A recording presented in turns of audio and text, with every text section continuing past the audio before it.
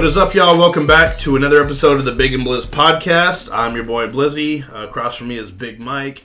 This is episode 18, and I want to jump into some stuff that's been, it's been years of irritation, and Big Mike and myself have discussed this. This isn't the first time, but I believe what was it, the Thursday night game, Big? Do you remember, or was it the late Monday night game? But either way, the Washington football team and the Atlanta Falcons had a game, and at the end of the game, there was 20 seconds left in the game. Washington is winning by 4 points. The Falcons are driving from I think their 50-yard line, around their 50-yard line, and was it Matt? Who's the quarterback for the Falcons? Matt Ryan. Matt Ryan, thank you. I'm drawing a blank. Ends up not having anybody open. Rushes, slides at Washington's 35, and gets tackled or touched, whatever. And there's 14 seconds on the clock when he got touched, tackled, whatever. Okay, they had no timeouts. They're trying to drive to get a touchdown to win the game. And one of the defensive players, I believe he's a defensive lineman, number 94, Deron Payne, ends up laying on him and holding Matt Ryan down, the quarterback for the opposing team, holding him down to the point that everybody was trying to get up. They were trying to pull Matt Ryan up, and he was literally like fighting, holding him down so he couldn't get up. Obviously, trying to take more time off the clock so the game would be over. The refs didn't do shit about it. Nobody did shit about it, and it's fucking egregious. It's ridiculous. He ended up finally getting up and getting everybody on the line, and was able to snap the ball and spike it with 1 second left. 1 second. It took literally like 12 or 14 seconds, 14 seconds for him to get up and be able to do that because he was being held. I think there needs to be a rule change. What do you think, Big? Yeah, I definitely think there should be a rule change. And like you said, it's just something it's been around, and it's around in college football, it's around in the NFL. It's literally it's nothing new. And it's just it happens, and it's one of those things where it's not a big deal till it's a big deal. Till it's something like this, yeah. Yeah, because it happened. Literally, guys do it in close games down in the last few minutes all the time.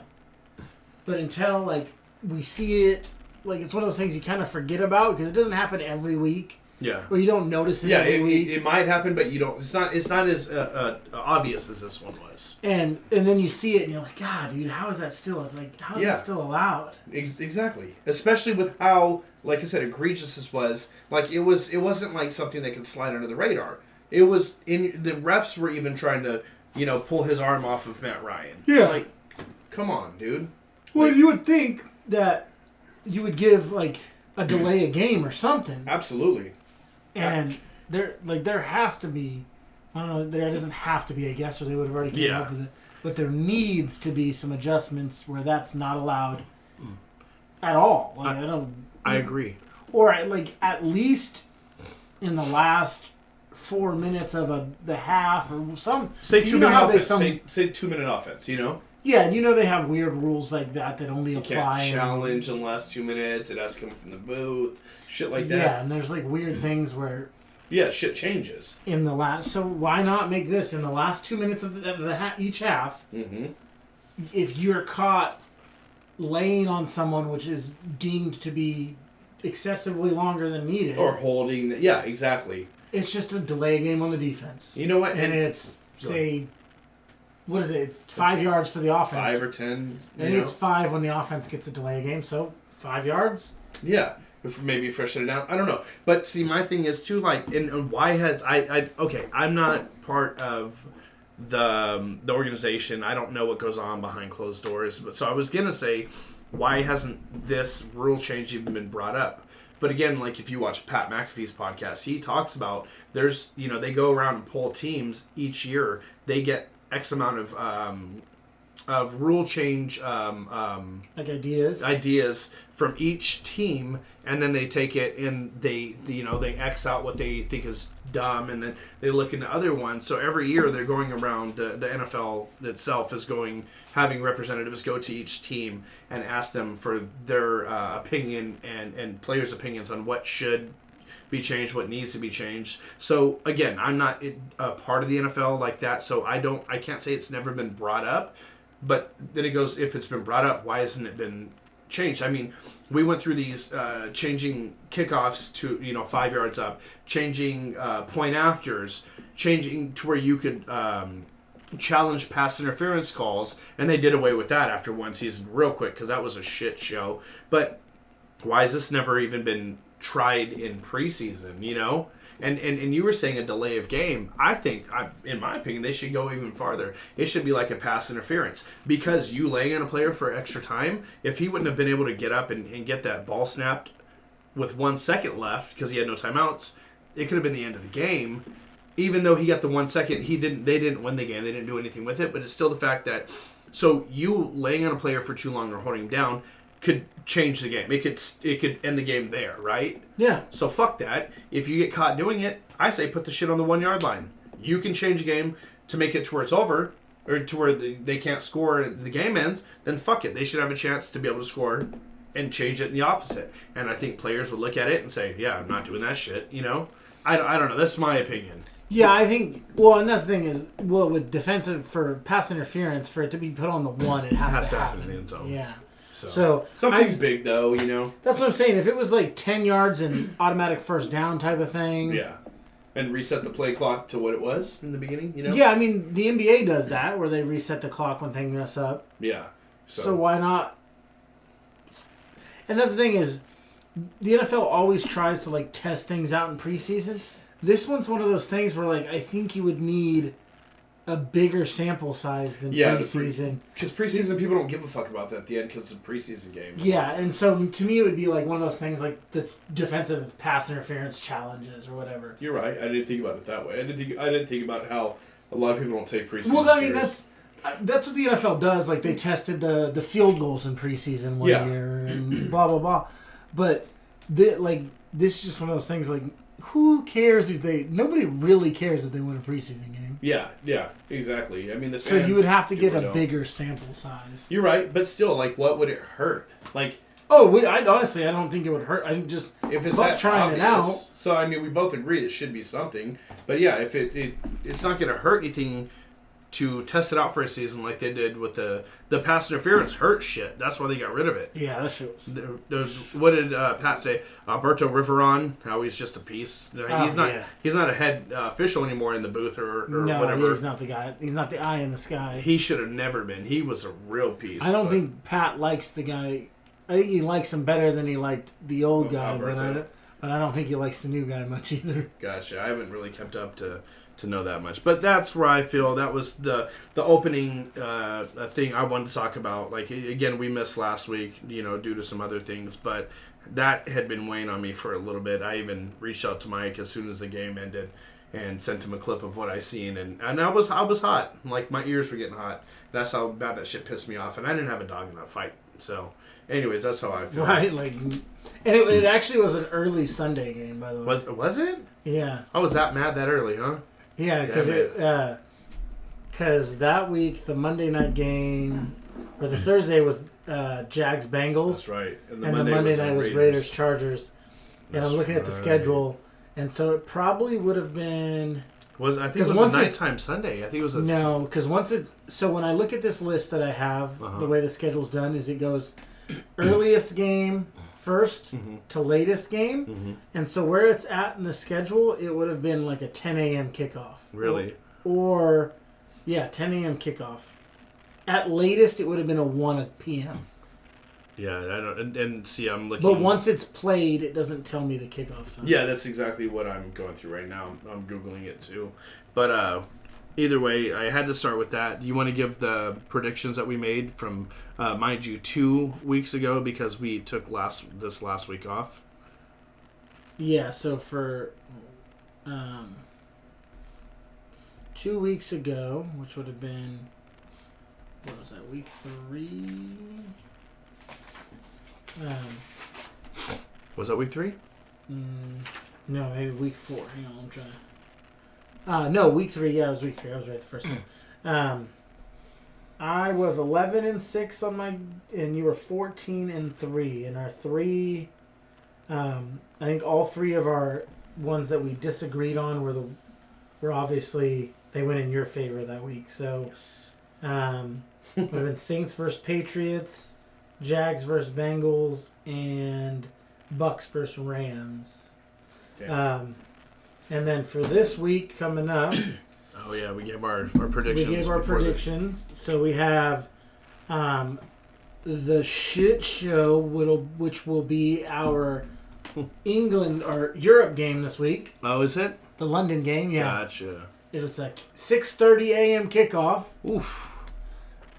Which Jets versus Falcons. Is that our time? 6:30 a.m. our time, yeah. So that's, I don't even want to guess what that is over there. Probably 2 p.m. or something.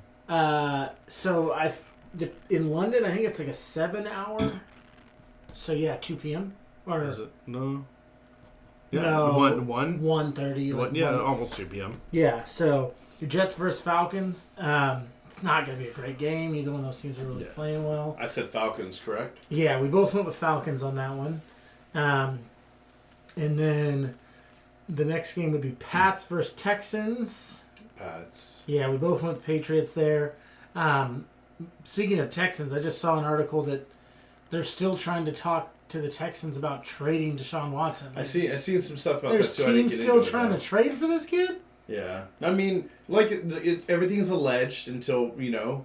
Well, I know, but I'm just like... But yeah, the baggage that comes with it at the moment, like... It's one of those things where, like, hey, once whatever happens, then let's talk. I ain't trying to, like... Yeah. Well, but then again, when whatever happens, someone's going to snag him, and somebody might think that, hey, if we get him now, and he's, you know, he's cleared of all these allegations... But what if he's not? What if you just literally... That's a gamble, though, you know? But are you willing to ruin your team's... No, I personally am not. But I'm speaking as, like, devil's advocate. For but is there... Well, my thing, okay, it shouldn't... Maybe not you, but is there a team that you think is willing to taint their image enough to trade for him? You know, the NFL, at all 32, there's got to be at least... They didn't even... No team wanted to taint their image enough to sign Ray Rice or Colin Kaepernick or... So you think they're going to go with... You see what I'm saying? Like... The teams recently, I could see a few years ago, some team taking a flyer and saying, hey... But Ray Rice, it was on video, it was proven, you know? And then Kaepernick, what he did, there was so much outcry with that. See, that's what I'm saying. Like, so... They know, like, that's what I'm saying. Right now, nobody wants any kind of bad publicity. I guarantee there's at least one team that doesn't give a fuck because they're willing to take that risk for reward. And I'm sure somebody, when we see that there's teams in talks, they're probably in talks for like, hey, give us Watson and we'll give you a 2030 fucking 6th round pick. And then some wildly shitty pick. And then if they lose, if he's not cleared, then they lose it. You know what I'm saying? So I know what you're saying. I just with the way cancel culture is. Oh yeah. I don't see any NFL team trying to take that on. Yeah, you're right, because even if they did get it for a shit pick, they'd still have to take on the internet. Especially right now. Let's say 2 years from now, after this is all, or a year, whatever, how long it takes. Yeah. He's found 100% innocent. Yeah. The team right now, say the Patriots, are like, man, we really don't got much going on at quarterback. Yeah. Mac Jones isn't looking great. Let's trade a 5th round pick 3 years from now for Deshaun Watson. You're going to get fucking crucified in the process. Crucified for the next year. And the whole time that Deshaun Watson is going through trial, you're going to be the team that brought on a rapist. Yeah, and that's air quotes. That's quote unquote like but allegedly. But that's what you're going to be. That's what you're going to be labeled as. Yeah, we all know what the media does. Yeah, because they crucify you before the facts are out there. And like we've said this before in the podcast. If he fucked up and if he did that shit, then fuck him, and he needs to be charged and prosecuted to the fullest extent of the law. That shit's not cool whatsoever. We both have daughters and wife. You know what I'm saying? But if he didn't at this point, it's alleged. It's alleged, and it should be innocent until proven guilty. I know the country we live in doesn't always see it that way, but like we said, we don't have a stance either way. We don't think he did or think he didn't. You know what I'm saying? Yeah, I haven't put enough time into looking into it. And honestly, I don't care I don't know if there's enough information online for us to make an educated decision. I don't think there is, because we've looked it up for weeks about even just trades and stuff with him. It's hard because you got this site saying this. And Yeah. this. Unless you're in that courtroom and you've seen the actual evidence and the actual shit, the documents, you can't really make a decision. Absolutely. And, you know, if he didn't do this, then, you know, hopefully he gets his name cleared, and he's a talented young guy. Mm-hmm. But if he did do this, then, hey, you wasted all that fucking talent, and you don't deserve to be, you know, out in, you know, in public or, you know, with the rest of everybody. So, but that, I think that we've made our point on that. So next game would be Lions versus Vikings. I went Vikings and you went Lions. We both said Vikings at first, but I said fuck it, I'll do Lions because they have to win this. I mean, they don't have to. They've gone 0-16, so they might go 0-17. Yeah, right. They could, but every team that is completely defeated usually has to win at one point or another, and I'm gonna say fuck it, just a bit, you know, go against big over there. And I mean, the Vikings, they're not having a great season. They're not. I wouldn't call it a shit show, but it's more like a piss show. And then we got Panthers versus Eagles. We both took Panthers because the Eagles are just down. They down bad. And then next game would be Saints versus the football team. Blizz went with the Saints. I went with the football team. Again, could go either way. The Saints 1 week got homeboy throwing 5 touchdowns in like barely 100 yards, and then the next week they're just getting shit on. Yeah, and I went Saints on that one because if the tiebreaker, you know, it has to be. It's I'm a Dallas Cowboys fan, and you can't root for the division.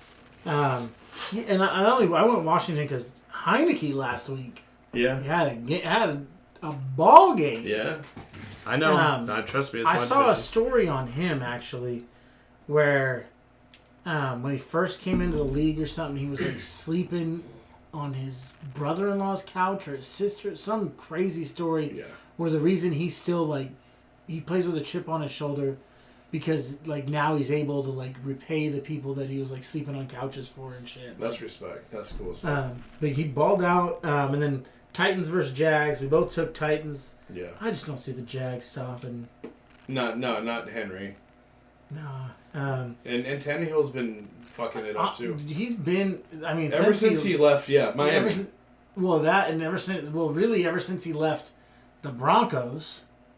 Tannehill's the Broncos? Yeah, we drafted him. Did you? Yeah. I did not know that. I've only known him to be with the Dolphins because Ronnie is a huge Dolphins fan. Yeah, no, we drafted him, and then one of those quarterbacks we drafted and didn't really work out. I did not know that. Let him go, and he started looking good in Miami, and then he kind of just fell off. And then when he got traded partially through the season and went over to Tennessee, he led them to I think they won. He won out with them. Went to the playoffs. I think he went to the conference championship game and shit. Yeah. If I'm not mistaken. He was a whole different quarterback. Like, I remember Ronnie being like, what the fuck? Why couldn't he do that with us? With the Dolphins. There's too many distractions in Miami. You know, you would think. I would think, you know, or LA. But, I mean, we live in Northern California, so I don't know. It is what it is. But, yeah. Are you looking up what he did in his first year with them?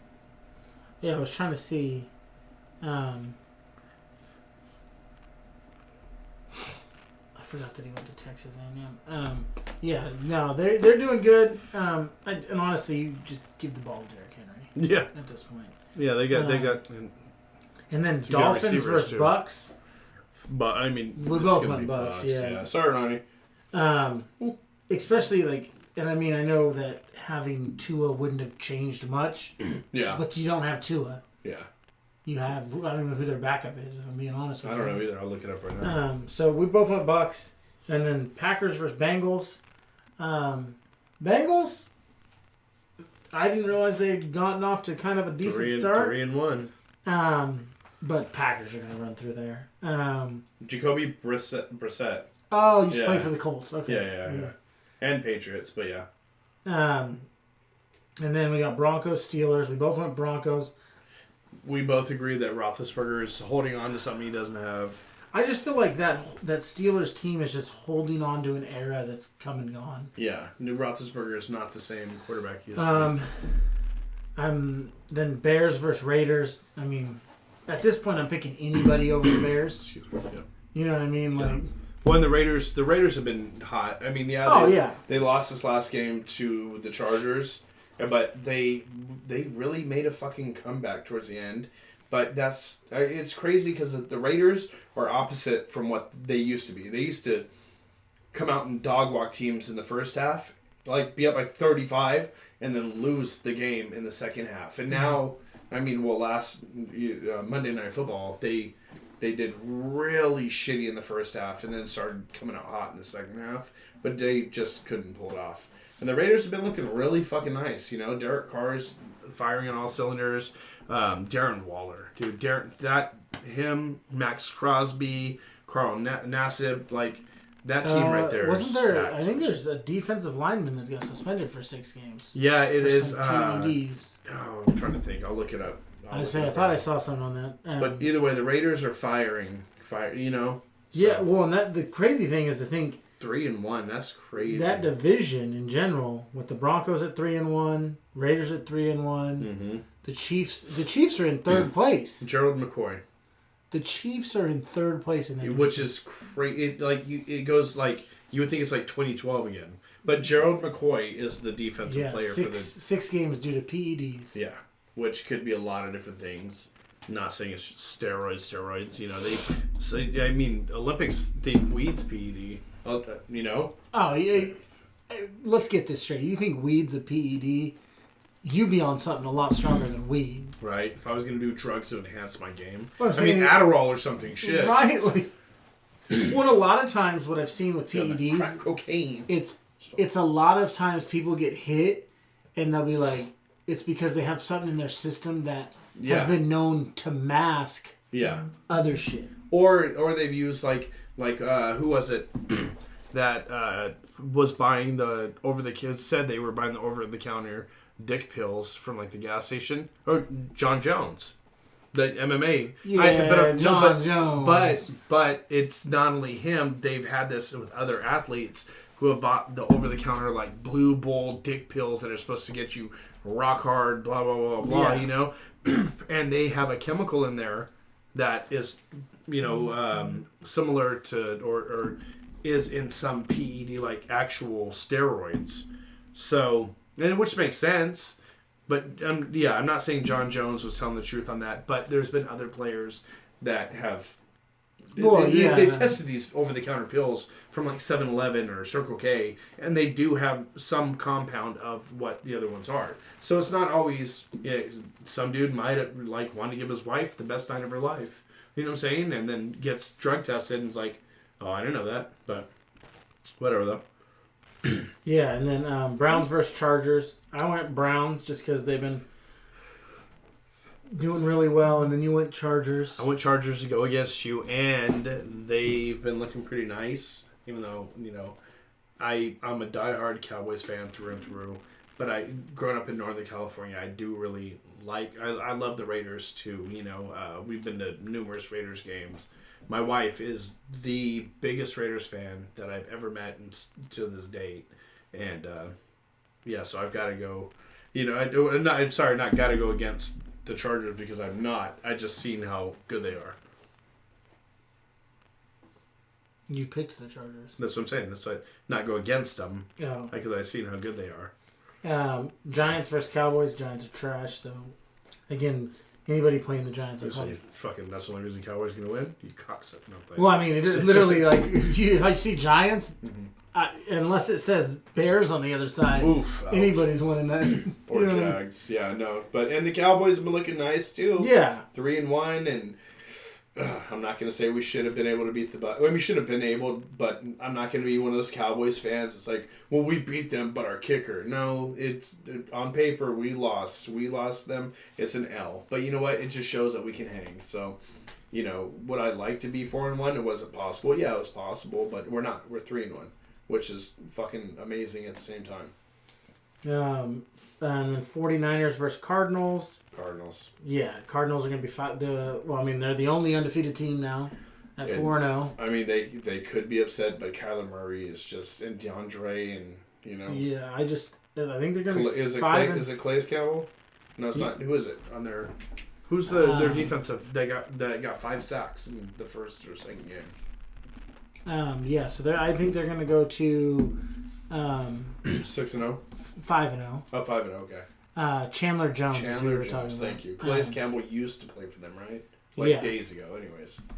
I mean, I'm trying to pull up their schedule real fast just to see who they play next. I want to see how long I think this run can go. Oof. So they play the Browns next weekend.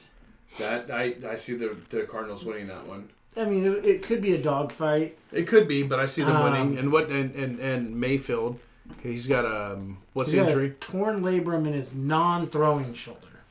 And they said they're going to start him until it becomes an issue if it does. Yeah. He says he doesn't see it, but as anybody that knows athletics or football in general has ever thrown a football, you like Big Mike said earlier, it messes with your mechanics because you have to twist your body, you have to move your shoulders in a certain direction. Just get hit on that shoulder, and they're going to gun for it, especially fucking Chandler Jones.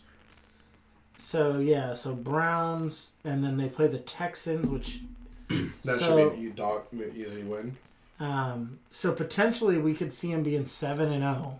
And then they play the Packers. That could be a tough one. That'd be a dogfight. But I see Arizona just with more weapons. So, I mean, if we're thinking, it'd be Packers, and then they play the Niners again. So if they beat the Packers, I feel like they could beat the Niners a second time. Yeah. So that 9-0. Really, it's always a team that you think will lose that wins. It overcomes shit. Panthers, It'd be Panthers. That'll be a hard one. That'll be their biggest one so far, probably. And then Seahawks. And depending on Russ, by the way, tonight, because we're recording Thursday night, the Seahawks just got beat by the LA Rams. And during that game, Russell Wilson dislocated a finger on his throwing hand. I'm not sure which finger it is, but the wife was watching the game, said shit was like sideways. Went out, Geno Smith came in, and, they ended up losing. Geno Smith didn't do too bad, but it depends on how long he's going to be out. If his finger's that fucked up, you could tape it to the other one, but it's on your throwing hand, so. Yeah, we'll see. But they might. What I've seen before is what they'll do is they'll tape it underneath and then make him wear a glove sometimes. Yeah. I think he's done that before. And so, we'll see. Yeah, we'll see how that works. Bills Chiefs was the next one, and then you went with Bills. I went with Chiefs, and then Colts versus Ravens on Monday night. Ravens. I mean, that's just really not. It's not a hard one. I mean, it's any given Sunday, but that's how we feel at the moment. Yeah, Colts are just yes. So is that all the lineup? That's all of them for. Okay, so that Russell Wilson with the finger thing, so that could really fuck up his accuracy, throw power, all that shit. So it's if he's starting, Geno Smith did not look bad, but with that in mind, speaking of that game, that's what I was just gonna bring up. I know where you're going. Go ahead. I don't know if I've ever seen it or if I'll ever see it again. Michael Dixon. Yeah, Michael Dixon punted the ball twice in the same play. Yeah, was shitty snap. So he got blocked, and the crazy thing is, normally when they get blocked, they tumble around or whatever. This one got blocked, and it literally spun on its nose, like if you celebrated and spun that bitch. And he runs over, snags the ball back up off the ground, he thinks about taking off for a run. He ran all the way to the sidelines, started running almost, and then he realized, I ain't gonna get there. And booted that bitch a second time, rugby style. Yeah. And the clip that I saw cut off, but there was no returner because they had all ran back because of the block. And there was two Seattle guys down there getting ready to cover the ball inside the 20 is what it looked like. Well, and so the wife was watching the game. We were talking about that. She said all he would have had to do when he picked it up was underhand shovel past it, and they could have got a first down, not a touchdown. But a punter is not good in those situations. He's good at catching the snap and kicking. And sometimes, if you're Pat McAfee or, Marquette King, running down a motherfucker. You know what I'm saying? Yeah. But a lot of them, I'm surprised he picked it up and did anything with it. Usually they just fall on it and lay there or in a knock fetal it out of position. bounds, Or fuck it up and knock it back this way and get it away from them. But he picked it up, ran to the side, towards the sideline like he was going to do something, and then, like you said, Rugby kicked it again. But it's a double punt. The crazy thing is, I didn't know that was legal. Because there's illegal kicking. Yeah. Like, but so I thought once it was touched by the other team, like because I've never seen it before. I figured that I've never seen it before, but I know that you could. I knew that you could do that. Yeah, I didn't like because you think about it, like if a receiver grabbed the ball, caught the ball, and they kicked it, that's a penalty. Yeah. So, you don't think about what if he caught it behind the line of scrimmage? Can he punt it? But that's why they're paid millions to know this shit, right? I mean, in the moment, that punter was living on fucking. But he knew it. He knew, though, you know? Oh, yeah, he better know. That's what he's been doing. Well, and then this week, I think Sunday, I don't know which team did it or what game it was, but I literally watched a kicker for a field goal drop kick a field goal. Dropped it and punted for a field goal. And I believe he missed it. I'm sure if somebody in the comment, we don't have enough viewers or listeners to comment most of the time, or they don't, but there was a game this weekend that I watched, and he ended up picking a snap and drop kicking it for a field goal, and I believe he missed. I mean, I was watching so many games this weekend that I don't remember which one it was, but excuse me, I'm trying to figure that out right now. Yeah, I mean the drop kick's a crazy thing to even try. Well, who was it? Flacco? No, not Flacco. Who was Doug Flutie. Doug Flutie in this last game, they let him do that, and he scored. Yeah, so he converted the first drop kick since 1941. So, but you didn't find any news on this? No, I typed it in. I didn't see it. I tried to, but there was a drop kick, and if we have a listener or viewer that knows, and you can, please comment, let us know. But the 43-year-old backup converted the first NFL's successful drop kick since 1941. That's wild. Making an extra point in the fourth quarter. That's crazy. That was in 2006. Yeah. Well, I'll keep looking. But sticking on with kickers, the Ravens, Justin Tucker. And this is probably old news because we should have reported it last week, but we didn't record last week. But this is big fucking news either way. NFL record. What was the record before this big? 65? 65. It was held by two people. Mile High Stadium, right? And both were kicked in Mile High, yeah. Was it Mile High still? It's not Mile. That's what we always. It's what we've always done. Something Mile High. Yeah. So I remember Janikowski kicked a 63-yarder, which was for the Raiders, which was the record.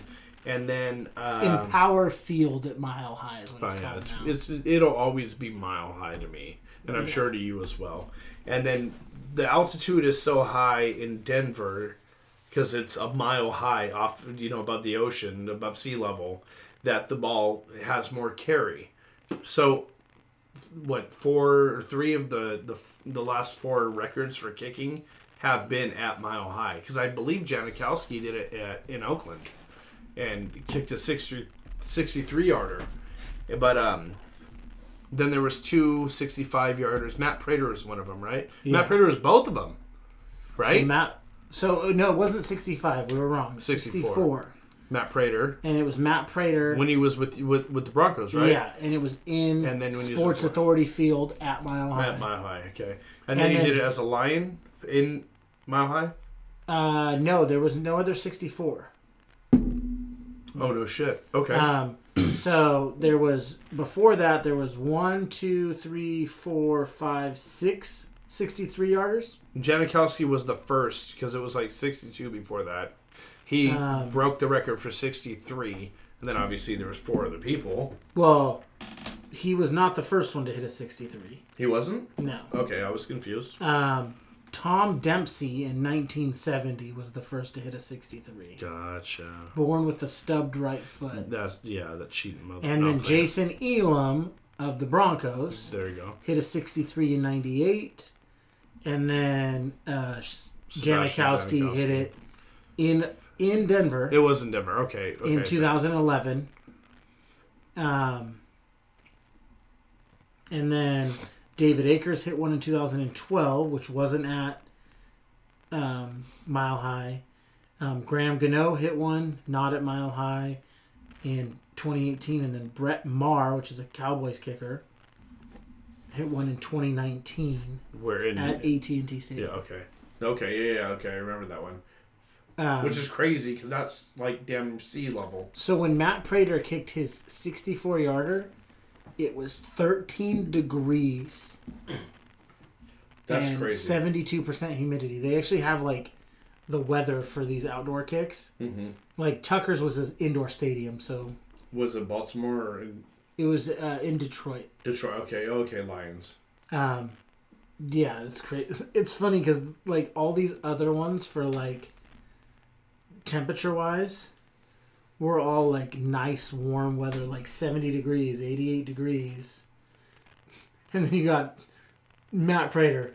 How hard was that ball? Because like we know, like obviously, like the air is affected by the cooler weather. Like, so they kicking a ball's hard. Ball's hard when it's cold. No. When it's cold, usually like your tires in your car lose air pressure.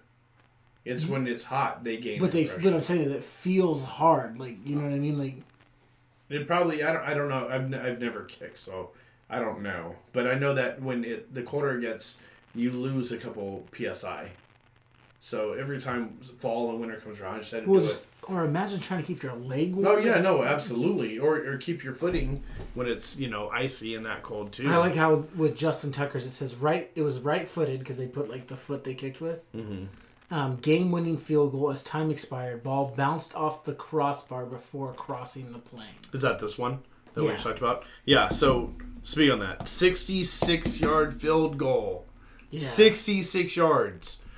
I mean, Janikowski used to hit 80-yarders in warm-ups and shit. They were saying that Tucker was hitting 70-yarders in warm-ups. But when it's game time, you don't have... You have somebody... You have to worry about a defensive line getting through and rushing. You have to be able to kick it high enough to where it clears the line so it doesn't get blocked, but low enough to where it has travel and distance. Yeah, it has to have that perfect launch angle. And that's not including the fucking accuracy from the side to side. Yeah. Like you see high school and I think college goalposts are wider than NFL, right? I think we talked about that.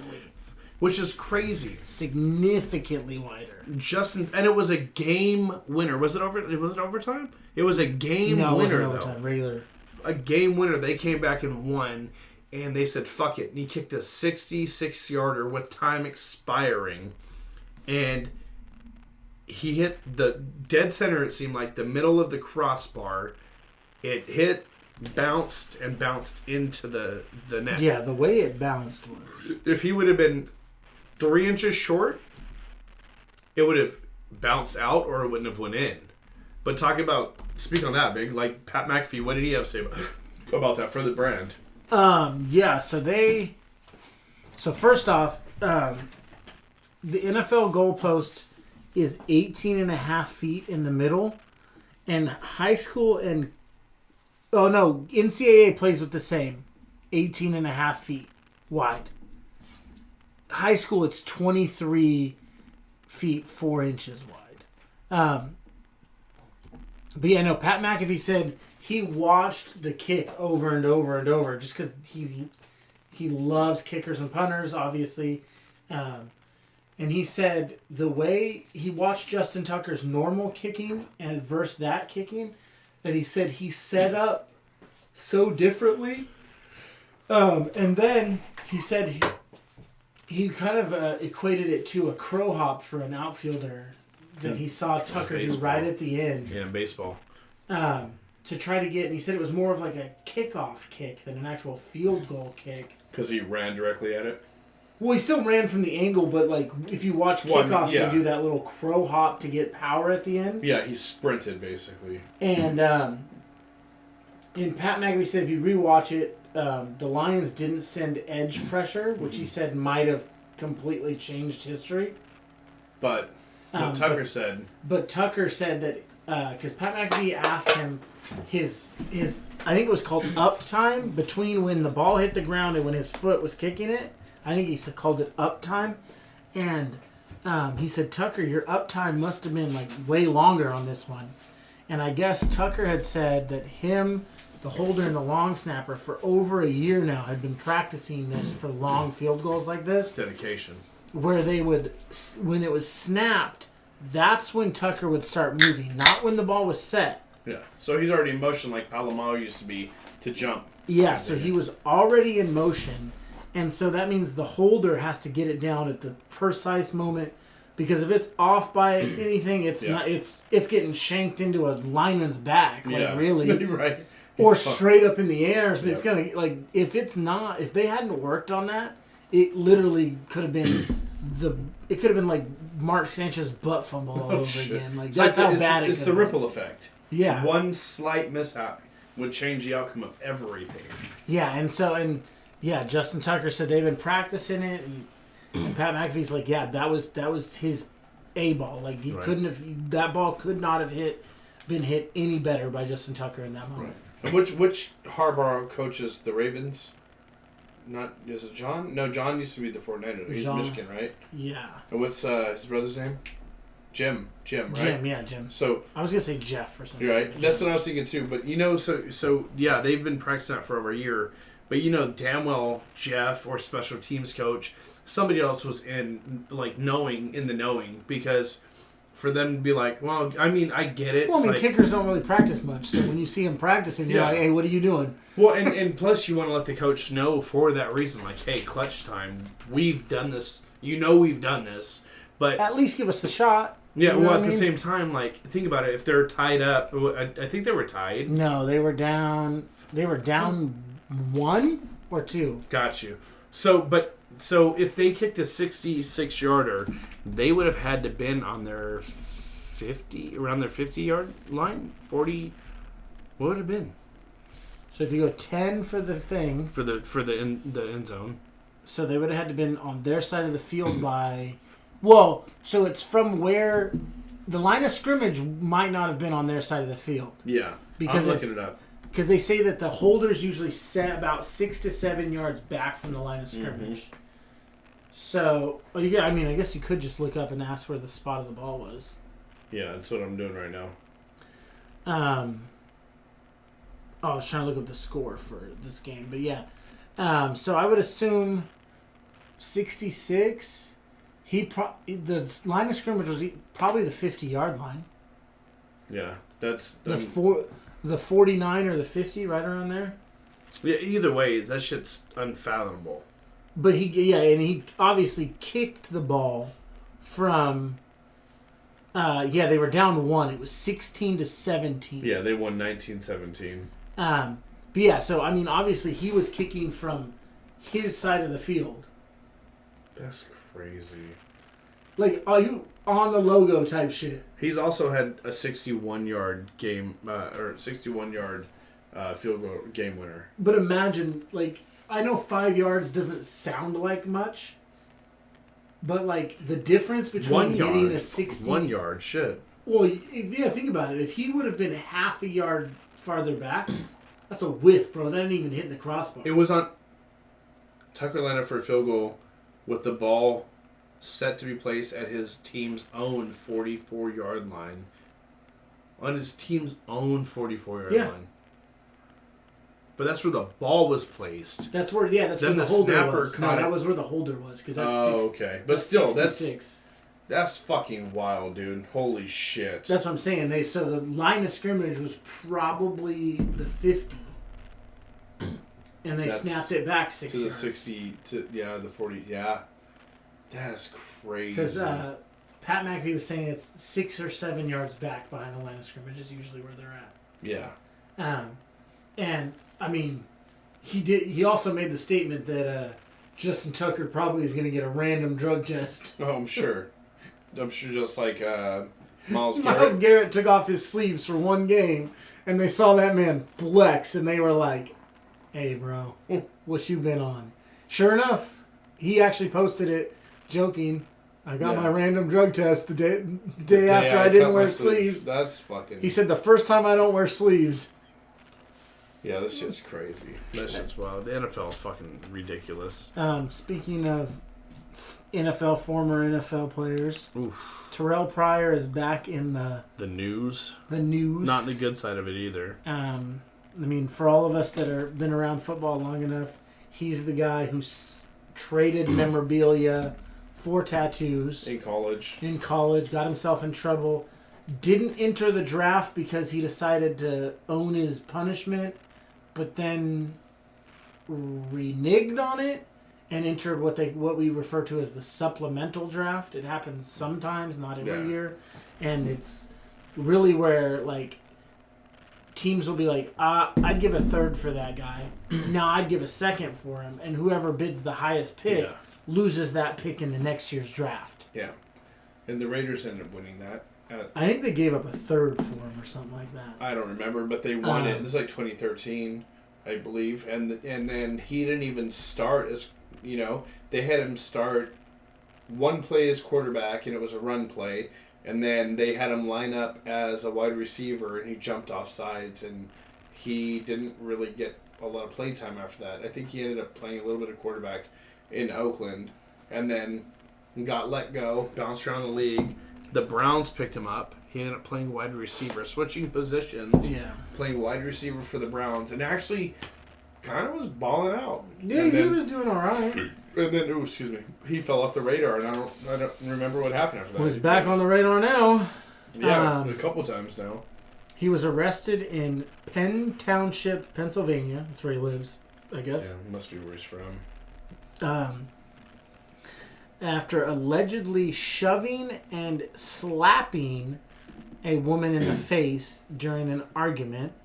And then as she got into her car, he threw a deck chair at her car and then grabbed pumpkins, I'm assuming from his driveway, decorations. Where were they at? It doesn't say. It doesn't say where. Okay. It was at his house. Oh, okay. Because she came to his house. Okay. Yeah, that makes sense then. So I'm assuming the deck chair was probably like on his front porch or something. Yeah. And then he had some pumpkins out front, like the girlfriend put them out. Not anymore, he doesn't. But he threw them through the front windshield at her. Through or at? There's a difference between. It says it caused severe damage to the windshield. So I don't know if they went completely through. Yeah. But they fucked that windshield up. So he was arrested, obviously, and supposedly called this woman 50 times and texted her 30 times before she showed up. Thirsty as hell. He was released from Westmoreland County Prison on a $100,000 unsecured bail. See, out here in California, that's weird to us because jail is jail, prison is prison. We don't call jail prison here. Right. Jail is where they hold you. You got county and you got prison. Yeah, you got county jail and then you have state or federal prison. So when you hear like, oh, he got arrested. He got arrested for assault and went to prison for the night. Like, no, prison is big time. Well, it's over a year up here and after you're sentenced to it, So that was weird. So I understand why you kind of paused on that. I read it and I was like county, what? Well, yeah, when you said it, I was like, what the fuck? Prison. But yeah, so I mean, he's just down. He's down bad. I don't know what's going on. Like, I mean, as far as we're aware, we think, who knows? He could be living his best life, I mean, if that's your best life, I don't know if that's the life you want. But again, alleged. No, I'm kidding. I don't know. But speaking of being down bad, and coming back, we got two NFL used to be stars, now players to talk about. And I think we start with the lesser of the two. Let's talk about Richard Sherman to the Bucks. Hey, fuck you, Uncle Ray Ray. Oh, yeah, fuck you, Ray Ray. I read something that said that he's picking up that shit quick.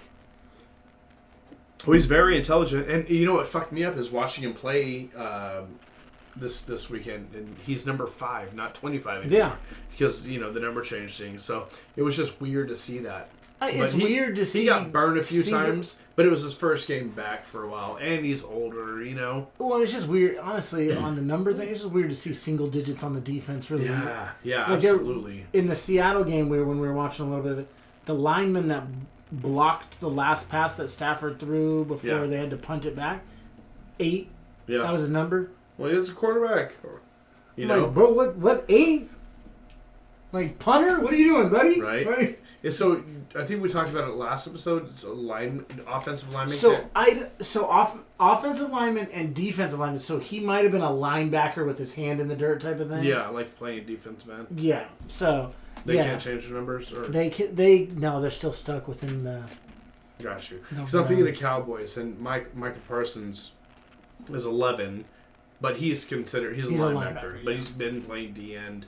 And then those outside linebackers, they put their hands in the dirt. Yeah, Jalen Smith is a Mike usually, but he's a Mike, so that's why he went from 54 to 9. And what sucks is Cowboys released Jalen Smith, but I saw this meme that said, "This is why they released Jalen Smith," and it's literally like a Giants receiver catching the football.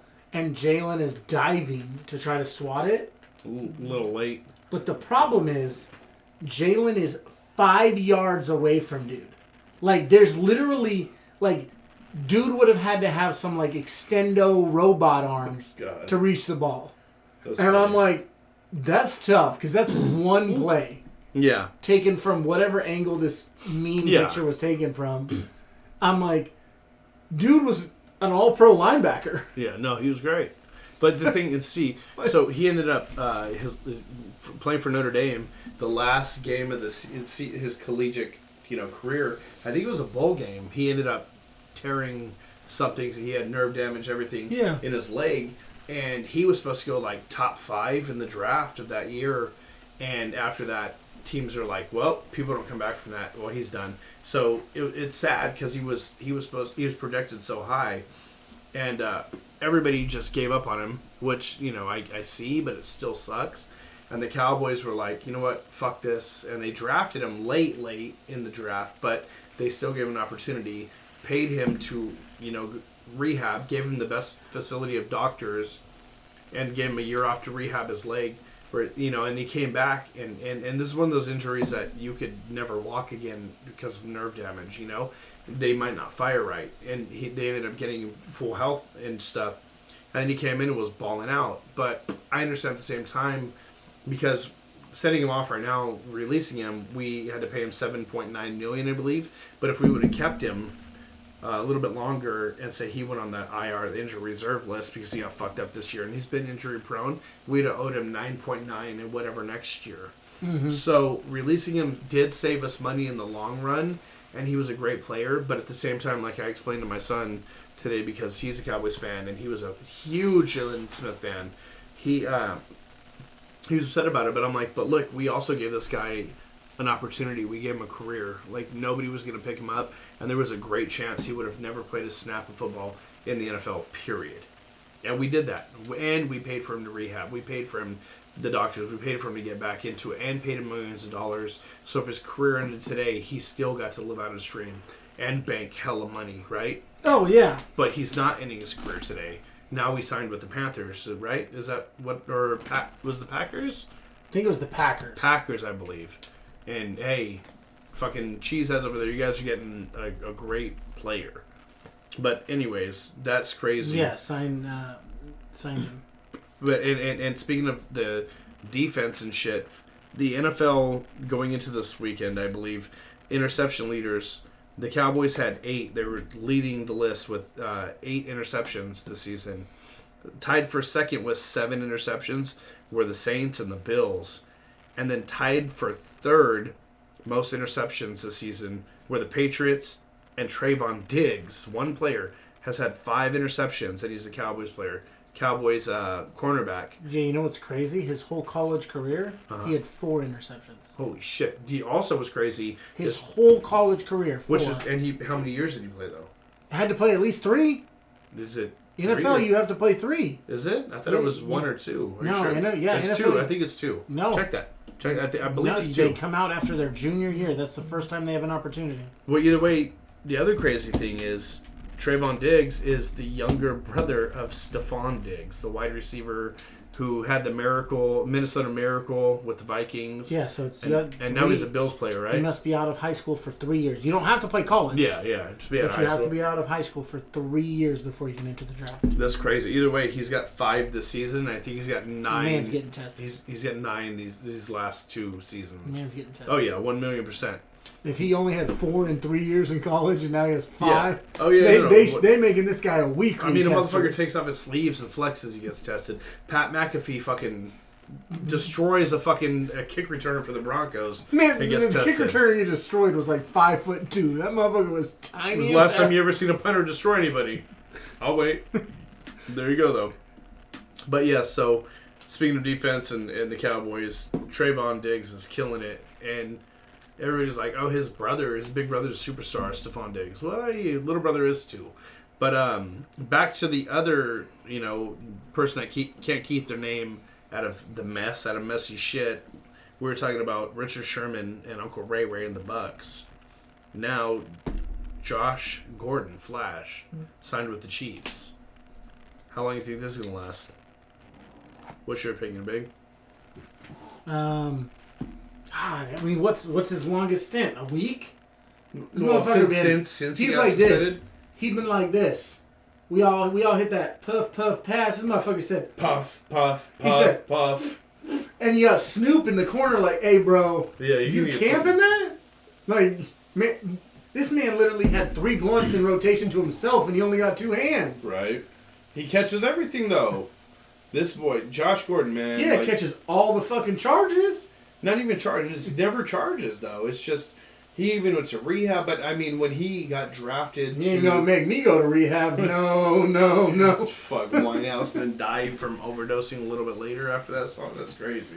But yeah, he got drafted to the Browns, and they called him Flash for a fucking reason. He was like, and it's not. I can't say no disrespect to the GOAT. Oh my God, I'm having a blank.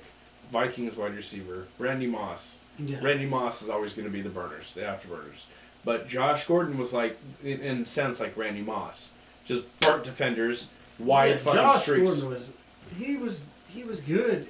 He was great. Couldn't stay out. And he was on a team that was garbage. Oh, facts. He was the only good part of the Browns, and the few games they won when he was on their team were because of him.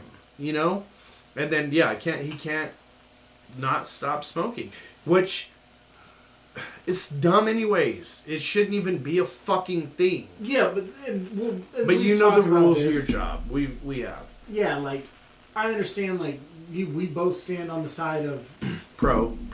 Even though we both don't smoke. Well, I don't. We don't smoke. Yeah, like I partake once in a while, whatever. I don't smoke. I'm pro weed. I just don't like the way it makes me feel when I smoke.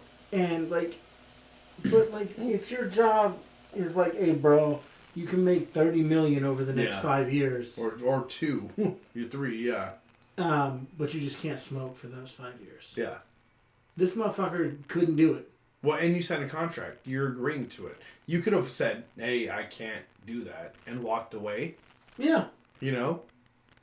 So I mean, I get it. There's a lot of rules at jobs that I don't agree with, but if you sign the contract, it's the rules of the job. I could have said, "No, I don't want the job." Well, and that's what I'm saying. Like in the NBA, you're not allowed to ride motorcycles and shit. Yeah. It's in your contract.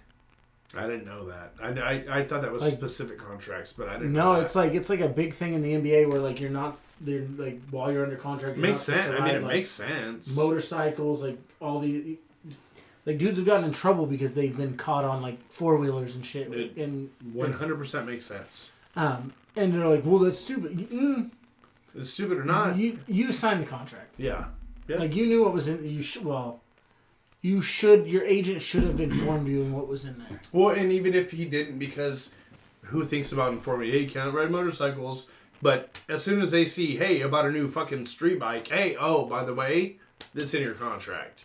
So, but yeah, no, he's been, suspended and on drug protocol and rehab for weed. And I think in the beginning it was more than just weed.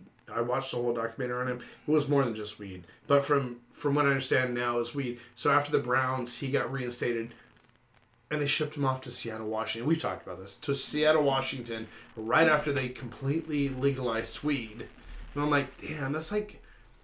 It's like taking But again, he could have said, no, I don't want to go. I agree, but I'm just saying it's hard. It's like being addicted to gambling and, hey, we traded you to the Las Vegas Raiders. Like, oh, shit. So... I don't. He could have pulled an Eli and said, "I don't want to play for that team." You're right. He could have said, "Hey, for my mental health and my addiction, it's not a good look." But he kept relapsing, and now he's reinstated. And how old is he now? He's only He's 30, I think. I think he's 30. Dead ass. I think he's 30. Yeah, he's 30. Now, and that's still. And now he's with the fucking Chiefs. Who Mahomes can air that bitch out, and now you got Tyreek and Josh Gordon. Like you got the Cheetah and the Flash. That's just gonna be wild over there. But hey, the Chiefs need help right now. Did he lose some speed? Like that's one of the those kind of questions you ask. I don't know, because you think about this. He was a pothead smoking weed and still outran motherfuckers. Oh, so if he's sober now, you know what I'm saying? I mean, I always joke that I think Dennis Rodman probably would have been a worse player if he would have been like. If he would have sober? Yeah. 1,000,000%. 1,000,000%. So maybe, and he's even said that. Like this man showed up to games hungover like a motherfucker. Yeah, like throwing up and shit. Like and Rodman I ain't said even that. trying to play pickup games hungover, bro. I'm yakking. I don't even want to get out of my fucking bed anymore. I'm 36 and I don't want to get out of bed if I'm hungover. But, excuse me. No, Rodman said that. He wouldn't be half player. I don't think he would have been. Well, and that's why Phil Jackson, being a fucking mad scientist, a genius with his shit, used to let him go take weekend trips to Vegas to do that shit. Because he knew if he didn't get his steam off. Well, and that's what Steve Kerr does with players too. He follows, his old coach's, techniques, and he lets players go out and get that shit out of them too. But Josh Gordon to the Chiefs, Sherman to the Bucks. I mean, we talked about earlier. The Bucks. It's the LeBron Lakers of the NFL. They're building super teams now. Oh yeah, well, and that's like when Stephon Gilmore came up. Like my first Panthers now. Yeah, he got traded to the Panthers for a 5th round pick or some shit. Bag of peanuts. I instantly, when it was like they're gonna release him, I was like, "Motherfucker's just gonna run over there and sign with Tampa Bay." Like that's what everybody wants to do right now. Kansas City. Like everybody, I feel like, especially once you're, on that like end of your career, like Stephon Gilmore's not like he's not a spring chicken. He's getting towards like the final years of his career. Richard Sherman, the final years of his career. They're all like, "Hey, bro. Let's just try to add another ring." You know what I mean? Type of thing. He's like, "Hey, you got any more of them wins left?" Right. Facts. And, I mean, they're doing the same thing with LeBron in L.A. The older guys are like, "Hey, let's go over there. Hey, Melo." Right. Hey, L.A. looks like a fucking 50-year class reunion. 50-year class reunion. Remember when we used to... Remember when we all got drafted together? But yeah, it's just funny. Speaking of LA, Pau Gasol is retiring, obviously. Hey, respect. And Kobe had tweeted or something, or been quoted as saying that if he thinks the Lakers need to retire Pau's jersey because without him, they wouldn't have won their last 2 championships. Without Shaq. Before LeBron won one with him. Yeah, the Kobe too. Yeah, like I said, this quote was obviously pre the last championship. Yeah, pre-Kobe passing, obviously. And so, the Lakers will be retiring the number 16 jersey, and it'll hang in the rafters right next to Kobe. Either the 24 or the 8, because the way the rafters are done. Yeah, which is fitting because Powell is the godfather to the youngest one or youngest two of Kobe's daughters as well. Like that crazy thing is Kobe and Powell were closer. Oh, they were brothers. Kobe didn't lean on anybody like he did Powell. They were like you can't even put it into words. Those were brothers. And Kobe has never respected anybody as much as he respected Powell, from what I've seen, and the crazy thing is Powell, in his off time, became a doctor. Yeah, like he literally would sit in on surgeries and stuff like in the off season, med school and shit. Like, dude's fucking big brain. And him and Kobe in their short, they didn't play for super long together, but they got super close. Didn't Powell leave and come back too? No, he didn't. Or was that Mark that went over there? So the crazy thing is when everybody was like, "Hey, Kobe wants out of LA," Kobe had said, "No, like y'all need to trade and get me some players." Yeah. And they traded Mark Gasol, who at the time was a G League player, for his brother Pau Gasol to the Grizzlies. So Pau came from the Grizzlies. Mark went to the Grizzlies, which the rest is history. Yeah, and then they ended up winning a couple championships, and then. Have you seen how, after Kobe passed away, and still R.I.P. to the Black Mamba, to Mamba, being on all the holidays, Powell and his wife, like, have always been there for Vanessa and the kids. But Mother's Day, Powell's buying her stuff, and Kobe and Vanessa's anniversary, Powell sent over like 3 dozen roses. You know what I'm saying? Yeah. Like, that's just the bond the crazy bond they had, and it's real fucking. It's nice to see. It's heartwarming, Oh, so, yeah. I know I've got 2 friends that would be there for my family like that, and obviously Big Mike's one of them, and Dave and also Gabe. Those are the 3 that I know will always be there, and vice versa. But it's crazy. It's cool to see. But on another light note, Tom Brady has now beaten every team in the NFL since he played against his old team Sunday night. Yeah, he joins Drew Brees, Brett Favre, and motherfucker, I just looked this up. Some old head. But yeah, so we literally just looked at this. So Drew Brees, Brett Favre, Tom Brady. Was it Peyton Manning? Oh yeah, Peyton Manning. There we go. There you go. You're sheriff. Yeah, because those 4 quarterbacks are the only quarterbacks to beat 32 teams. There was 2 that did it previous. That did it when there was 28 teams in the league. Fran Tarkenton and 31 teams in the league, right? Well, no, it was someone had said something. It's crazy how Tom Brady beat 32 teams. When he was drafted, there wasn't even 32 teams in the league. Gotcha. Okay, that's what we're talking about. Yeah, which is wild, man. Like, he's been to the Super Bowl 10 times and has 7 rings. That's 70% winning. LeBron's what, 30%? Yeah, he's motherfucker. This shit is ridiculous. And the crazy thing is, with the NBA, one player can change the outcome of a game. It's hard, but they can. Yeah. With the NFL, MLB, and you know what I'm saying? You can't change a game just being one player. That's 100% true. I just don't think one player can change a whole series. Like, one game, if it was a one and done, I think LeBron might have won with that original trashy ass Cavs team that he took if it was a one and done series. Well, so would Allen Iverson and the Sixers. That's what I'm saying. Yeah. It's just when it turns into a series is when you need, in like basketball, that's when you need a team. You need depth, yeah. But I mean, still, one player can do so much more in the NBA than one player for the MLB or NBA. Oh, facts. So for LeBron to have, I think, 3, maybe 4 rings and been there like 10 times, like his out, like, I don't know, he should 4 and 6. 10 times and 4 rings. Yep. And then you have Brady, who's been there 10 times. Oh, I should have known that. 7. I saw a meme. Did you?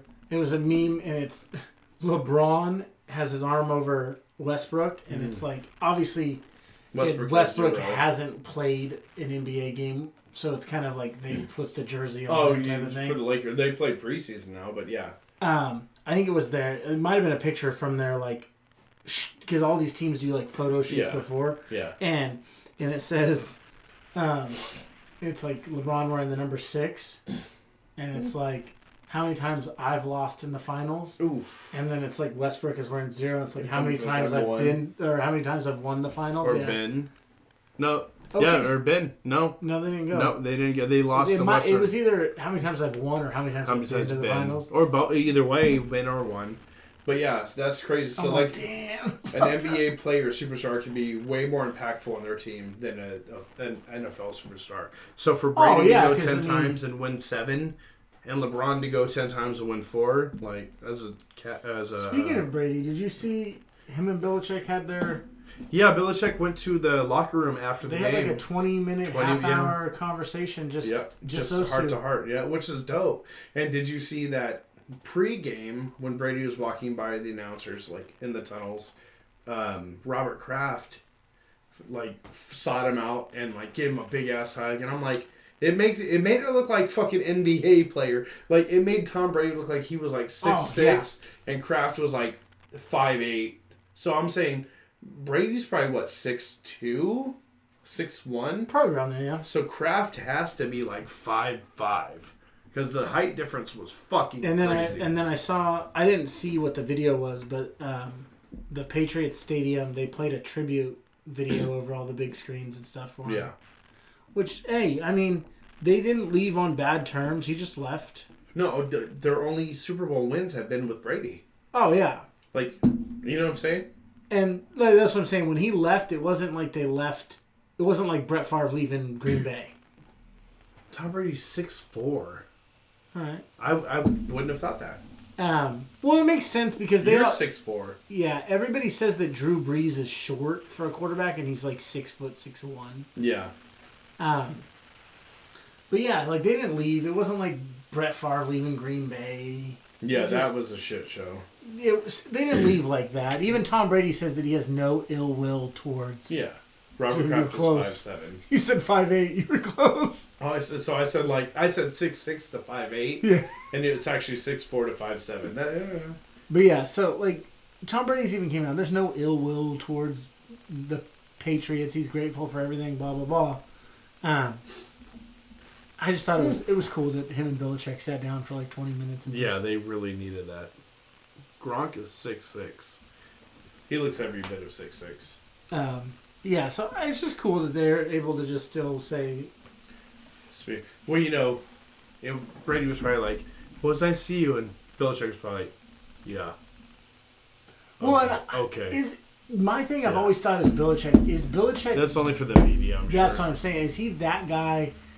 And I mean, he might be that guy on the sideline, but after like... or in like Hard Knocks. Yeah, with Brady and him, because they've been together so long. That was like father-son, dude. Like, outside of the cameras and outside of work... Personal life. Is he different? I'm sure he probably is. Like with his kids and with his family, is he that stoic fucking even if he's asshole? like the media's like, yeah, but with his family is like, yeah, I mean, that'd be different. Yeah, no. But I'm just saying, like, is he that stoic asshole at home and like in his personal life, or is he some like? Because we see those guys that like. People say it about like basketball players all the time. They're assholes and dogs on the court, like Draymond and shit. But as soon as they get outside and like in their personal life, they're just like happy-go-lucky. Yeah, big ass teddy bears and shit. And they just have that switch that they can flip. I don't know. Does Belichick have that switch, or is he just? Michael Jordan doesn't. He's an asshole on and off, from what I've heard. Facts. I don't know this to be facts, but it's facts of what I've heard. I don't know it to be facts. I've never met the man. But speaking of fucking somebody who's going through some hard times, seems to be branded as a POS. How about Urban Meyer? Man, yeah, he's fucking up. He's not doing himself any good. He's like one of those fuck it up, fuck it up, fuck it up. Right. I mean, well, you think about it, like he's already not doing great on the coaching side. Or the players don't really like him. Like that's all we've been hearing out of Jacksonville. And then all of a sudden he's in Ohio with some 24 at his bar. He's co-owner of the Chop House. Is it a co-owner? Yeah. So I read that him and a famous restaurateur, didn't give the name. Gotcha. Went in on this investment together. It's called the Chop House. Sounds good. And some 24-year-old girl. Every article I've had hasn't named her. Yeah, I haven't seen her name. She was sitting on his lap and he was on a bar stool, but his back towards the bar, facing out towards the walk area, dance floor, whatever. There's not enough in the picture to show, you know. Yeah, it's just, somebody took like like the guy when we went to see Kane Brown. We took our wives and my daughter, Mike's niece, to see Kane Brown in Sacramento at the Golden One Arena. Last Friday, October the 1st. Yeah, last Friday. Friday, right? Yeah. And when we came out, the show ended.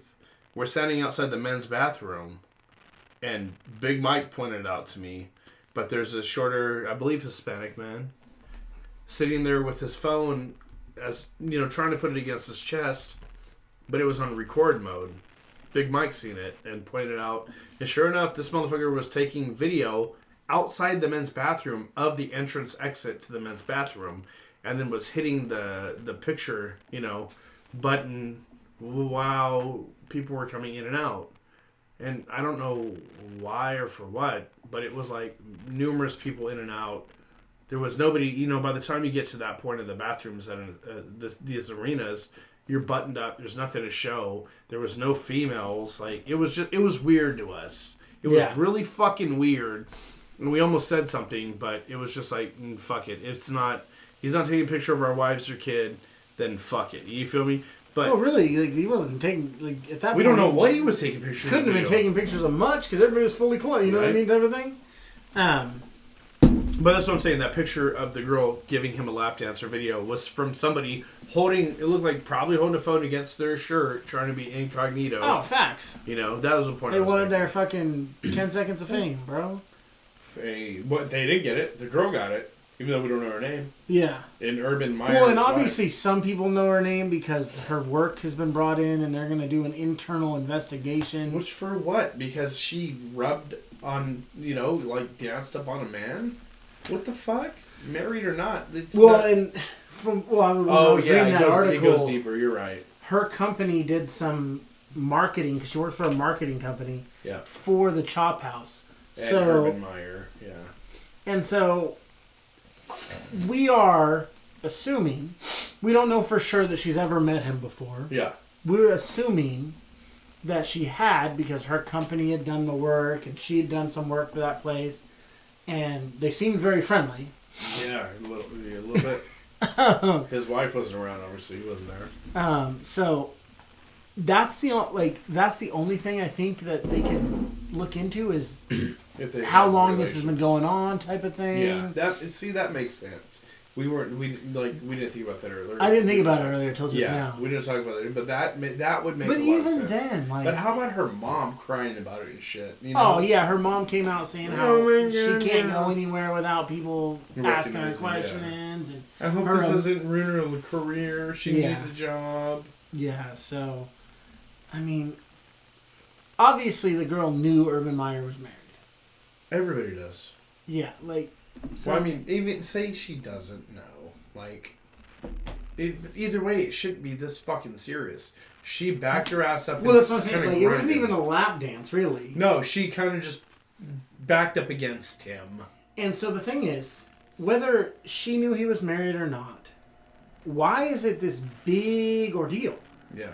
Like, it should be. It's not a public. Like, it's a personal thing. Like, and it's not even between Urban Meyer and this 24-year-old girl. It's between Urban Meyer and his wife. Right. Which is now public. And the team is taking steps. And Urban Meyer, because someone asked him about it, and he said, no, I didn't even think about resigning after this. Like, what? Like the team, they asked him like, did you think about, because with everything going on with the team not liking him or whatever, and then this happens, and they're like, did you think about just resigning and focusing on your personal life? And, no. And he was like, no, what? If I resign, they're not going to pay me. Let them fire me. And his wife came out and was like... She's not using Twitter because of all the hateful comments. Defending him. Yeah, she said she's done with Twitter because there's just so much hateful comments. And all I know is if I was at the bar like that, whether I owned it and I was a millionaire, whatever, and, with my wife, your wife, how you have it, and there's a video that came out or a picture, some girl grinding her ass against me, my wife's not going to be like, oh yeah, shit happens, I'm getting off Twitter. My wife's going to be like, what the fuck? And I'd be like, no, like, it was a drink on the floor, she slipped and fell into my lap, and then she'd be like, nah, bitch, now fuck you. Now you're a fucking idiot. Yeah. Now you're a liar and a dumb fuck. Like, she said like this, getting half them millions. Right? It just seems to me like his wife is just, oh, well, he's the meal ticket, so Urban does what Urban does. He shops at Urban Outfitters. He's got minorities on the team, so it's kind of Urban. Like, I don't fucking know. That's just wild. Anything else you want to cover? Not with Urban Meyer. Speaking of guys getting lap dances. Oh, shit. Shit. Here we go. Ty Lawson, for those of you young cats. Ty Law. He was a point guard in the NBA for a while. Did well. Played with the Denver Nuggets when Melo and Allen Iverson were there, I do believe. He's 32 now. Maybe not then. No. I don't know if he played with... I know he played with Melo. Everybody's played with Melo now, but not AI. A is 40s. He left the Nuggets in 2015. Yeah, depending what year he got drafted there. But go ahead. And then he played... He originally was drafted by the Timberwolves in 2009. Yeah. But was immediately draft day traded to Denver, so he never played for the Timberwolves. He spent 6 seasons there, and then he played for the Rockets, the Kings. He bounced around. He was a journeyman. And then he played 2 years for the Shandong Golden Stars over in the Chinese Basketball League. Yeah. Returned to the NBA for a year with the Wizards, and then left to go back to the CBA, where he was doing good, like killing it over there.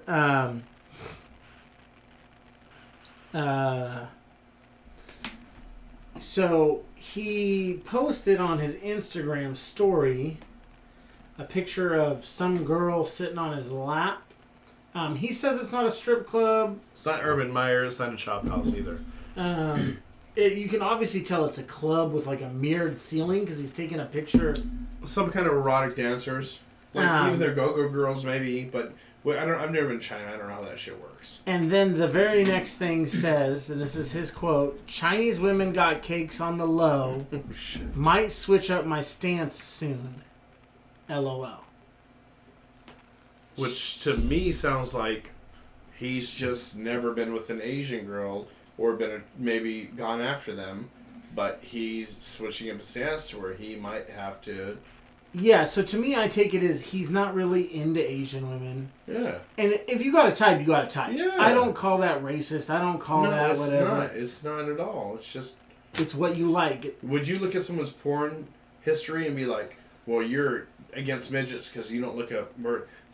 dwarfs or small people because you don't look up dwarf porn? Like, no. It's just you have a type. And so his rebuttal now... he also, for some reason, brought up how when he first... But why did he have to rebuttal? That's where you got to get into. Well, because they're saying how it's racist. They being the Chinese government or the Chinese league? So the team came out and said... Because of this Instagram post or tweet or whatever it was. Instagram post, right? It was on his Instagram story. So it lasts for 24 hours. But the team came out and said his inappropriate words are inconsistent with the social responsibilities and values abided by our club and league and have brought serious adverse social impacts to the club and league. We will not sign him for the new season.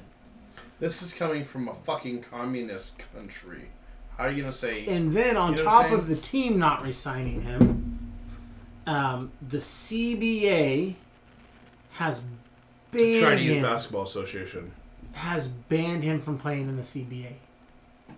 That's tough. That's a lot of fucking money lost. And so his rebuttal was, everyone that knows me here in China knows that I'm not that type of person at all. I was literally saying that she had a nice body and I danced at a club. It wasn't a strip club. I wasn't having sex with the woman in the club or disrespecting her. I didn't do any of that. Yeah. Can he appeal this? Is it the same thing? I mean, no, it doesn't say he it's can. China. He probably can't. Well, the nice thing in like NBA, NFL, they have unions, so Yeah. they have all the appeal process. Well, but how was that go over in China though? Well, that's what I'm saying. I don't know if there's union. I wouldn't assume there would be a is there union. an embargo with them? Yeah, I don't. That's what I'm saying. I don't think there's anything going like union over there because like the NBA union doesn't transfer over to the CBA or anything like that. He also said someone asked him about it and he said, "All right, well, I was told not to address this, but I don't know. I got to stick up for myself. I'm probably the least racist guy you have ever met in your life. I have fun with everybody. Cake, the word he used to describe to Chinese women, means that she has a nice body. That's it." Bullshit. That's cheeks. That's booty. That's what ass. I'm saying. When I say she got cake, it doesn't mean she got a nice body. And I say cakes. I say plural. I say cakes. Cheeks.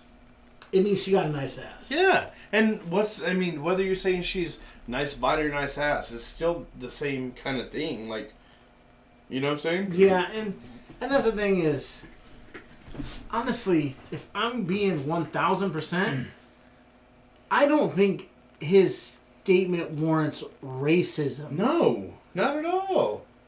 He said he's actually promoting, saying that he's switching his stance.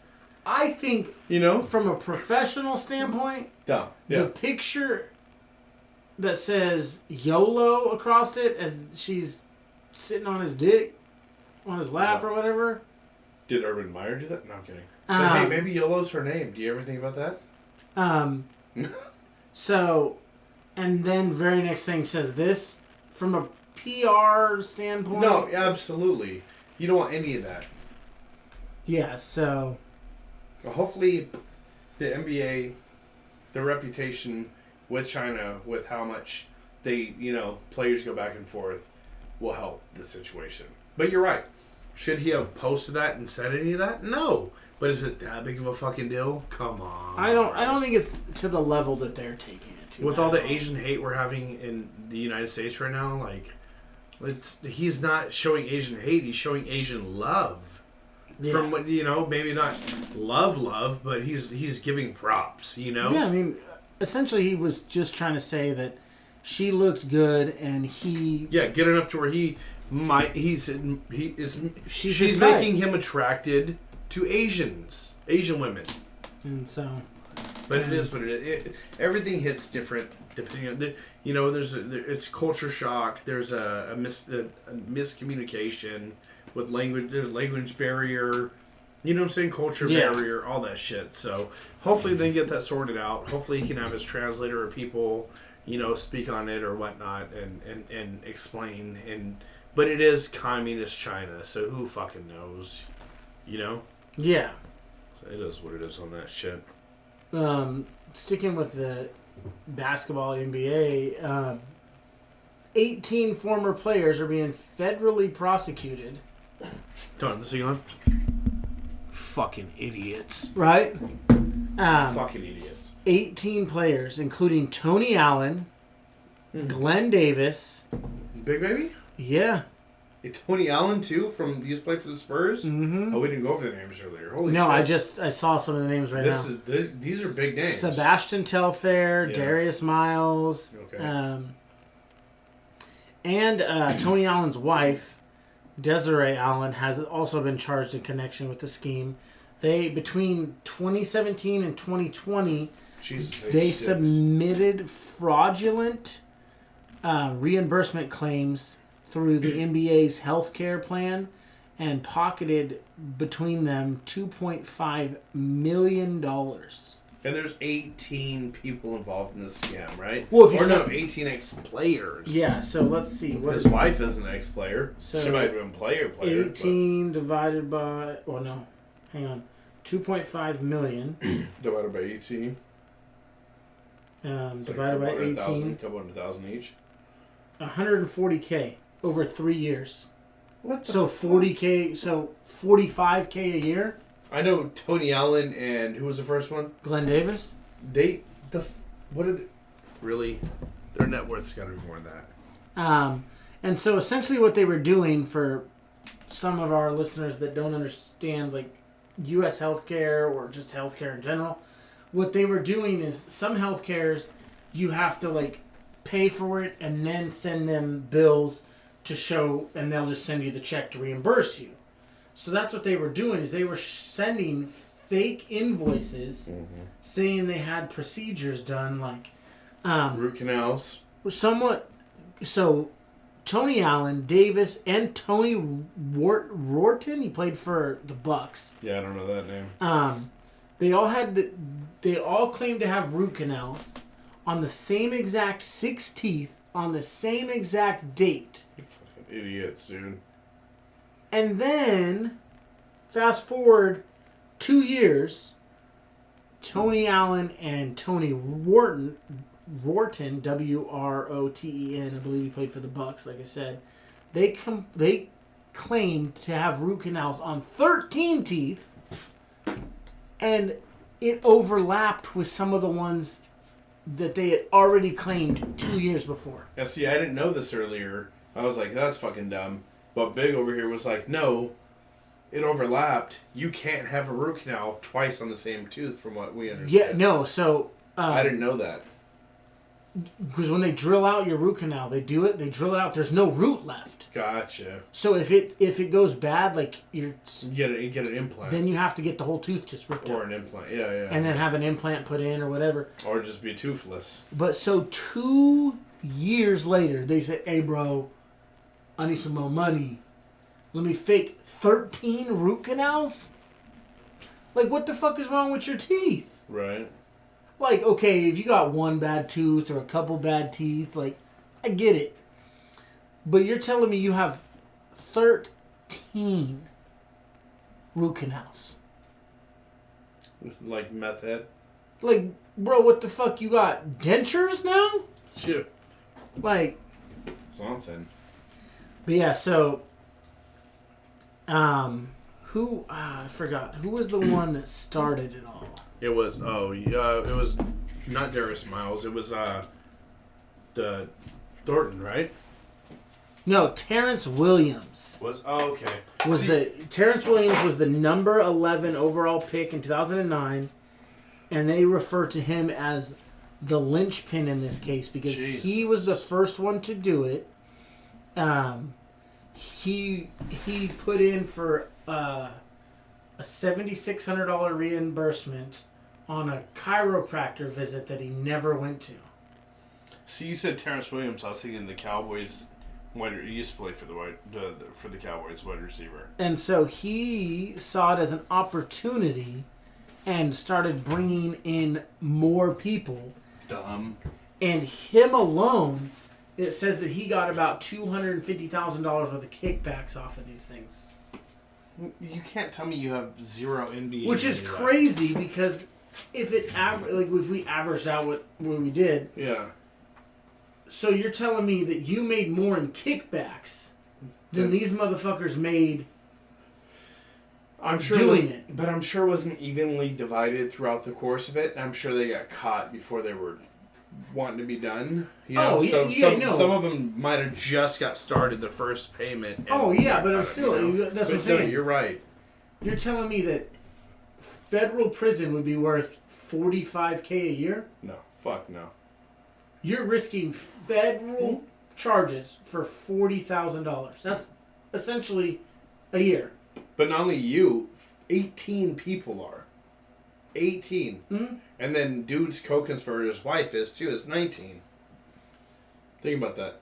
Out of all those people, not one of them had the sense to be like, hey, this kind of fucking stupid. Well, I mean, there might have been 25, and the other 7 might have been like, this is dumb as shit. Yeah, this might have been the dumbest 18. Glenn Big Baby Davis? Is it actually Glenn Big Baby? Wow. Like for the Celtics? Yeah. Tony Allen, Miles Davis. Like, my thing is, like, how much... I'm curious on how much Glenn Davis made in his NBA career. $40 million. Did you look it up? 35 or $40 million. I did, but that was just the first thing I seen. 35 or $40 million. But that sounds low to what he should have made. I don't know. He wasn't a huge, like... Yeah, but he was big. He was a big enough name that he should have made more than that. But either way, if it's only 35 fucking million, and I say only with air quotes, which is fucking ridiculous, right? And then Tony Allen. So too. total, he made about 35 million. Yeah. They're saying Tony Allen has $10 million net worth at the moment, but he made more than that too. Yeah, this Tony Allen, it says he made about 41 million. Yeah. They're saying 10 million like liquid. So why would you need that? That makes no sense, dude. Not at all. Who was it? Terrence Williams? Is that who started it? Yeah, from what he said. And Tony Allen's wife is Desiree Rodriguez. Or was. Terence Williams, NBA salary, made $7 million. I mean, yeah, but still, dude, pay me $100 million, or $100,000, and I can invest and fucking make $7 million. But and you're risking Fed time for fucking a couple $100,000.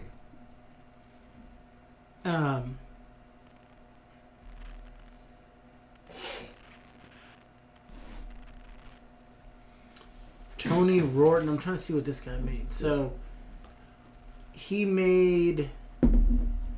played for a few years. So, $6 million.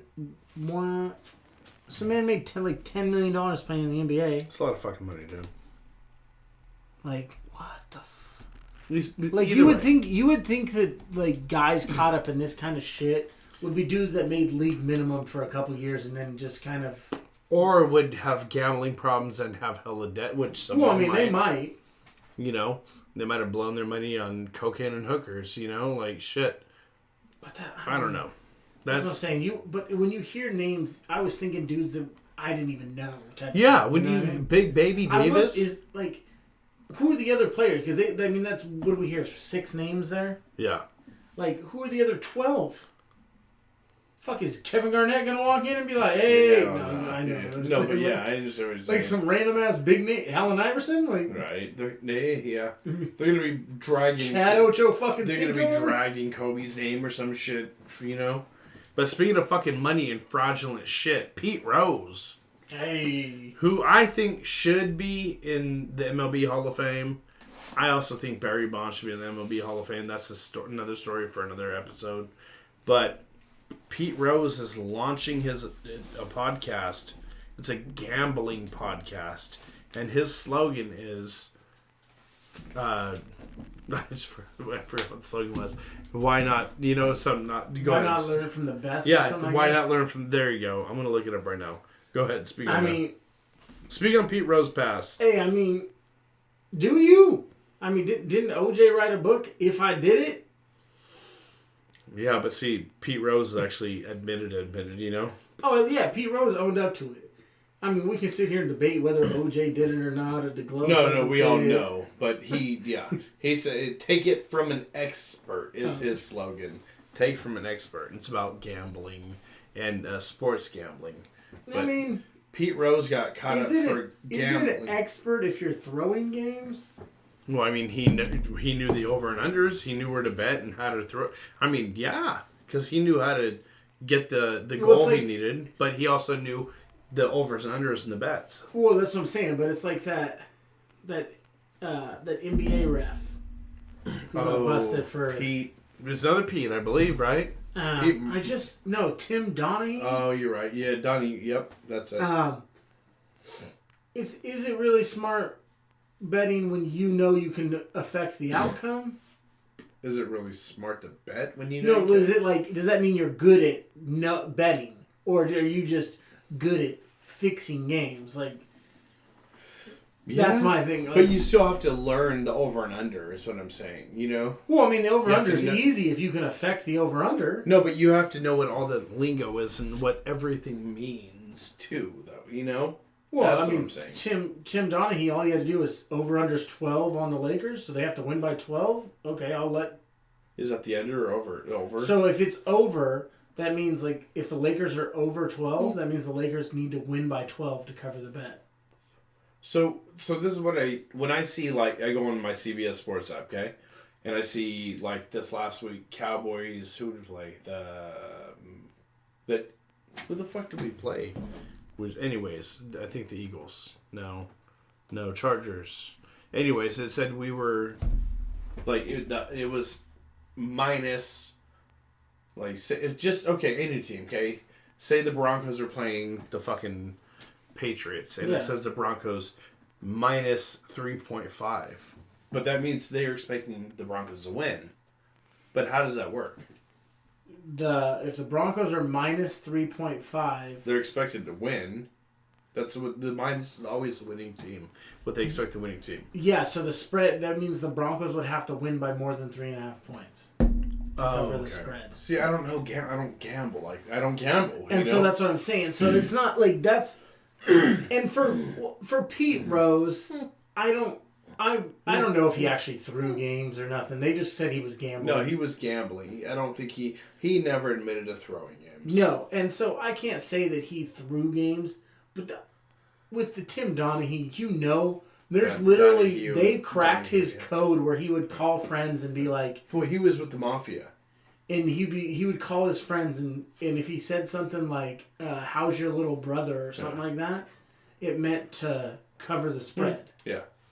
And so he wasn't just fixing games for himself. He was fixing games for friends, like letting them know that, hey, if the Lakers were short of covering this thing, he was going to make sure. And he would make call because the ref can change the outcome of the game, and he was doing that. Especially, like, point-wise? He did that supposedly during the Kings and Lakers. Yeah. And where the Kings should have won. It's one of those things, like, can't go back and, you can't change it. Hindsight's 20/20 kind of thing, yeah. But it's like, man, like, how do you not know that this guy's doing this for... Right. For years. I agree. But yeah, he was, I watched a documentary... And he was caught up with the mafia, and well, I mean, if I get caught up for we're doing our podcast and doing something illegal, I could be like, oh, the mafia threatened me to the feds. I was in fear of my life, that kind of thing. So his seemed more legitimate, but anybody can say that to get out of time. But probably, and I mean, honestly, if he got caught up with the mafia, like that's a very blanket statement for one. Right. Yeah. Some gang threatened me, officer. Gang. Also, it says gang. That's the gang. They were, what color they were? Like, red and blue and yellow? But, like, legitimately what probably happened is he probably made some bet with a bookie. And that's what it was. And ended up he fucked up and couldn't fucking cover the spread because something happened and it just, something he couldn't control. Michael Jordan didn't hit the winning shot, or some half-court lob that you can't call back because it's blatantly made. Like, and he lost some big money, and I have a feeling that's how it went. Most likely, yeah. There's a movie about it, and then it's like once he lost that money and he needed to recoup it, and then he had these people like, "Hey, bro, you got to fix this game and that game," and whooped you up. That's what he said it was. It was people threatening him that he had to fix it, but he was making stupid money. And guess what? Like, he went and did some time, came out, and now he was making stupid money off his rights and book deal and movie deal and shit. So, I mean, he lost a few years of his life incarcerated in a federal prison, which is a lot more plush than a state prison. Man was probably put up in like the playing white golf. collar, like golf and shit. Like federal, like what do they call it? Club Fed. Yeah. Like, you remember you probably don't remember. There was a movie called Club Med, and it was a club and like building. Oh, I've watched shows where they talk about some of those Club Fed. Yeah, some of those. You have your own golf cart, and you get to go do 9 or 18 holes, and there's no restrictions. You go back to your fucking room. You have big TVs and bed. Yeah, there was one where like they had obviously they have the one that I was watching on. They have like the bars that. Like the metal ones that close. Yeah. But you still have like your privacy door that you can close and like it's just white collar, like when they go to prison it's like a vacation. Prison. Yeah. And some of them your family can visit you and shit. Like and stay. It's just ridiculous. That's why people shit fucking white. No, I'm kidding. Well, and there's some I saw this thing that when I was watching it, there's a certain level of money that you can get away with stealing and be able to go to these, but once you go over a certain amount of money, then it's like you can't go to one of these. You have to go to like a hardcore maximum security. Really? Yeah, and so a lot of people who launder money from companies and stuff know that number and know not to go over that number in a certain period of time. That's just crazy. Because if they go over that and get caught, then they'll end up in like San Quentin. Yeah, or that would be federal. It'd be like an ADX. Well, yeah, but they would end up in something that's not the super plush like white collar. Not prison. Club Med. Yeah. Which is low fucking security in that. But yeah, they end up in some crazy shit if they go over a certain amount of money. I think everybody should end up in the same prison if they go. If we have fucked up prisons for state, then federal should have the same. Oh, facts, bro. Just because you happen to get a fucking good job and launder $100 million. That's worse than this dude that goes to prison for selling fucking a couple 8 balls of crack. Facts. And he's worried about his butthole and getting his throat cut in fucking state prison with murderers and rapists. You're and over shit. here fucking eating lobster and shit. Yeah, he's getting a facial, but not the same one you're getting. You feel me though? Facts. Like you're over here worried about if you're getting caviar, if it's the real shit or not. This dude's worried about getting fucking a facial or not facialed. Yeah. Right? Like getting shivved on the yard. Right? Like fucking you're getting acupuncture, he's getting punctured. Shit's wild, bro. Shit's dumb as shit. But I think that wraps it up. What do you think, Big? Yeah, sounds good for episode 18. 18. Jesus Christ. I mean, we've had to take some dates off because of personal things and all that. But if we didn't, we'd probably be at like, what, episode 25, huh? Episode 23, 25? Yeah, right. Which is, it is what it is. It is, we're at episode 18 and, we'll hit little landmarks here and there, like as episode 25, episode 50, 75. Episode 100 would be a fucking big one. You know what I'm saying? But, yeah, do you want to close it out? What's up? Yeah, much love. Like, subscribe, share. We'll catch you, all that shit. Catch you next week on episode 19. Peace.